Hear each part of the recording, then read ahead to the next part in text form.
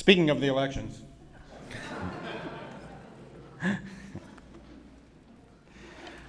a year after World War I, William Butler Yeats wrote one of the great poems of the 20th century. Things fall apart, the center cannot hold, mere anarchy is loosed upon the world, the blood-dimmed tide is loosed, and everywhere the ceremony of innocence is drowned, the best lack all conviction, while the worst are full of passionate intensity. And what rough beast, its hour come round at last, slouches towards Bethlehem to be born? I've been thinking of Yeats this week, his fear of the loss of common cause and collective confidence, his worries of unrest by war and social dislocation, and his anxiety that the center will not hold and mere anarchy loosed upon the world. And I've been thinking about this rough beast slouching towards Bethlehem, not the second coming of peace so yearned for in Christian thought, but some fearsome new force that will bring devastation and destruction. Yeats's premonition materialized. The 20th century roused the beast of technology and extreme ideology to wreak the kind of horror and mass murder that was previously unimaginable. In this week's Parsha, we read of the destruction of the cities of Sodom and Gomorrah. The Bible describes the anarchy loosed upon the world, where, as Jewish commentators clarify, the best of Sodom lacked all conviction and the worst were full of passionate intensity.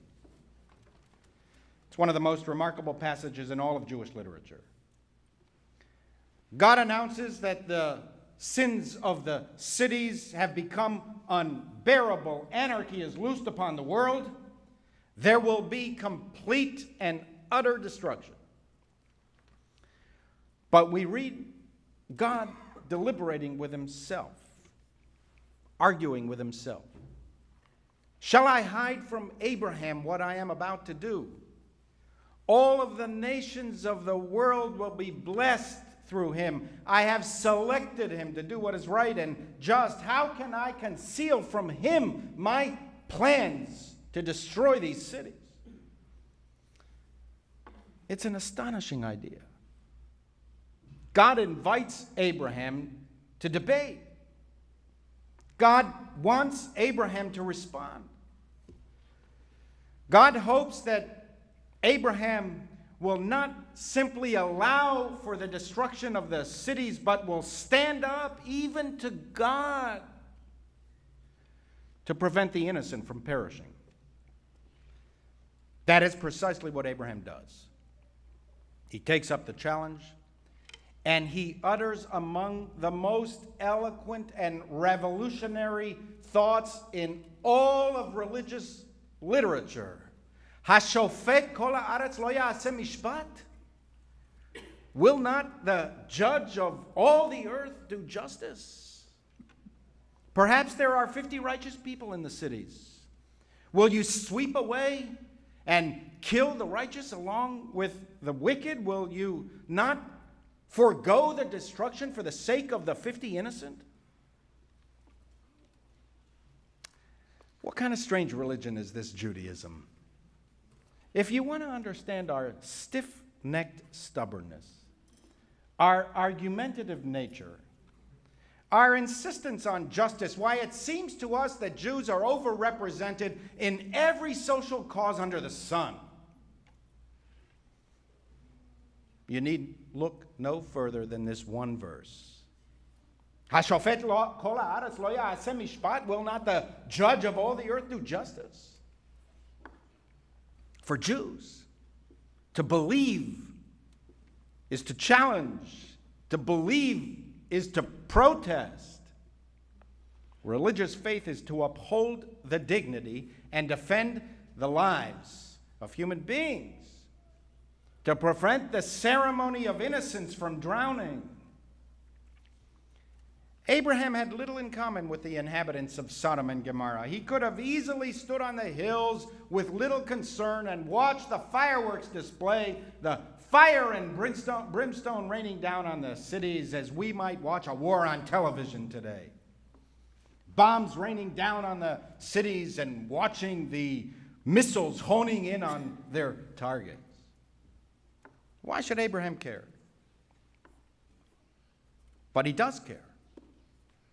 And that's the whole point of the passage, that Abraham argues with God, and God invites and welcomes the debate.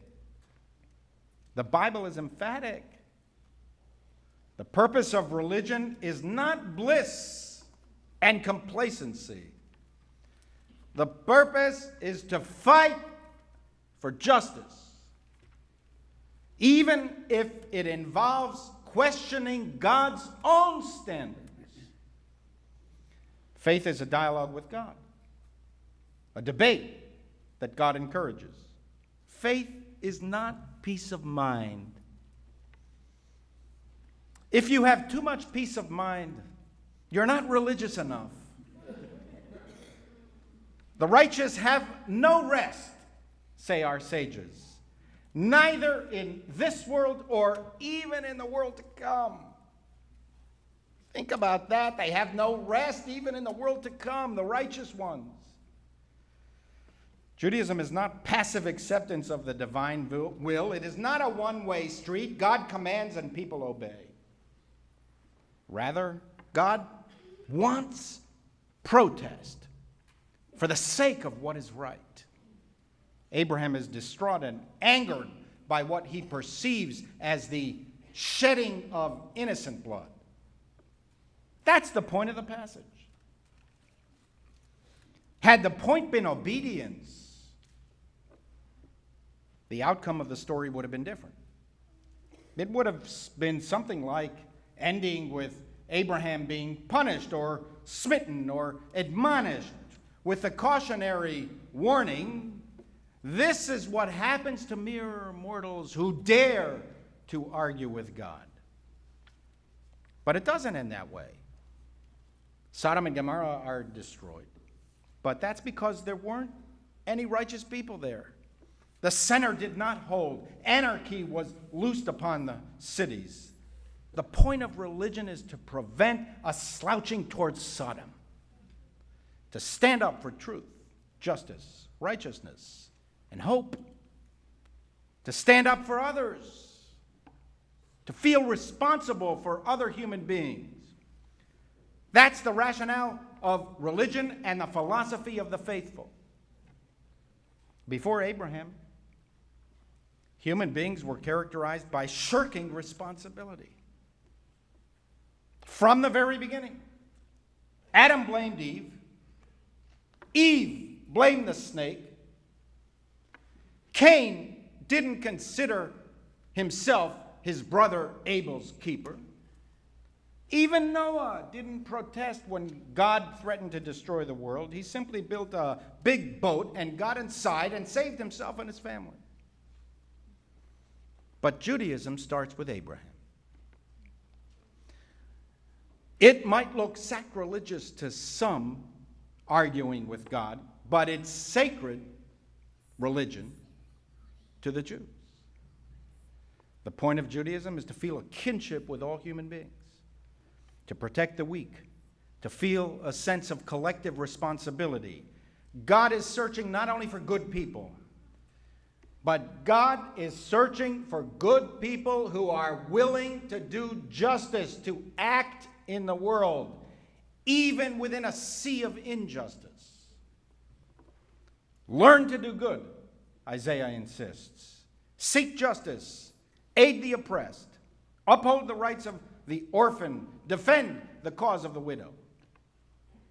Note the language. Not study the philosophy of goodness. Do good. Not be concerned about justice. Seek justice. Pursue justice. Defend the weak. God empowers humanity. It is human beings who bring forth the hoped-for era of tranquility. We do not simply sit back and wait for the second coming of the Messiah. First of all, there is no second coming in Judaism, because for Jews, the golden age hasn't arrived yet. It's still to come. And the way to bring it about is through human action, day after day, week after week, month after month, year after year, century after century of striving towards the light. Even 10 people can make a difference. Sodom and Gomorrah were eventually destroyed. But the implication of the Bible is that were there 10 righteous people, even 10 righteous people, the cities would have been spared. 10 people in an ocean of iniquity can turn the tide. For centuries, the sages debated what precisely were the sins of the people of Sodom and Gomorrah. The passage itself doesn't say. Most rabbis felt it had nothing to do with sexual behavior, as is common in other religious philosophies. It wasn't about sexual behavior, it was about social behavior. They murdered and they stole. They had perverse laws. Victims were penalized and perpetrators walked free. There was corruption. The prophet Ezekiel proclaims, only this was the sin of Sodom and Gomorrah: arrogance. She had plenty of bread and untroubled tranquility, yet Sodom did not support the poor and the needy. It's what Yeats feared. A world where the best lack all conviction and the worst are full of passionate intensity. Where there is no one to stand up for what is just and right. Only a slouching towards Sodom, each looking out for themselves, drowning in a sea of iniquity. Not enough to be righteous in your heart. You must be righteous on the street. As our sages teach, whoever can prevent his household from doing wrong and does not is punished for the sins of his household. Whoever can prevent his neighbors from doing wrong and does not is punished for the sins of his neighbors. Whoever can prevent the world from doing wrong and does not is punished for the wrongs of the world.